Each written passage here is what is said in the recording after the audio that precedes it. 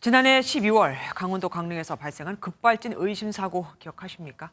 할머니가 운전하고 있었고 손자가 숨진 사고였는데 차량의 블랙박스 영상 음향 분석 결과가 나왔습니다. 그런데 감정 결과가 국과수 감정과는 정반대였습니다. 어찌 된 걸까요?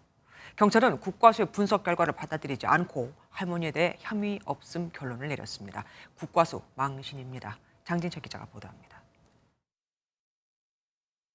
지난해 12월 발생한 강릉 급발진 의심 사고 때 운전한 할머니는 12살 손자를 잃었습니다. 할머니는 교통사고 처리 특례법상 치사 혐의로 입건됐습니다. 경찰은 10개월간 수사 끝에 증거가 불충분하다며 혐의 없음으로 사건을 종결하고 검찰로 송치하지 않았습니다.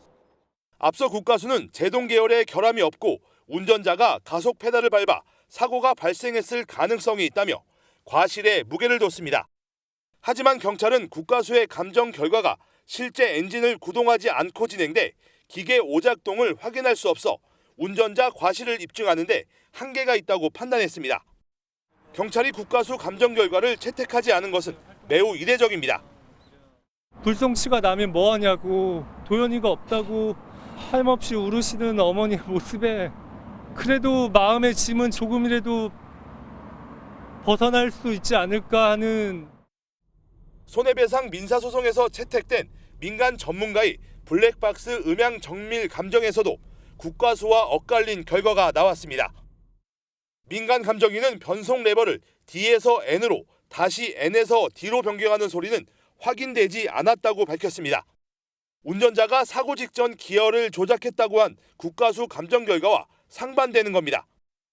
또 사고 차량에서 발생한 엔진음도 같은 연식의 차량에서 나는 엔진음과 주파수가 눈에 띄게 다른 점도 확인했습니다. 국과수가 없었던 사실을 아무 근거 없이 그런 식으로 감정 결과를 내놓은 거는 굉장히 유감스러운 거죠.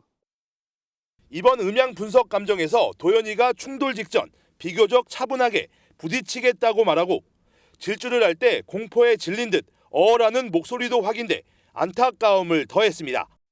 MBN 뉴스 장진철입니다. 안녕하세요. 김주하입니다. 공정하고 신속한 MBN 뉴스, 유튜브를 통해서도 만나보실 수 있습니다. 특히 더 많은 뉴스와 라이브를 보고 싶으시다면 오른쪽을 눌러서 구독하시면 됩니다. 어렵지 않죠? 빠르고 정확한 뉴스로 계속 찾아뵙겠습니다.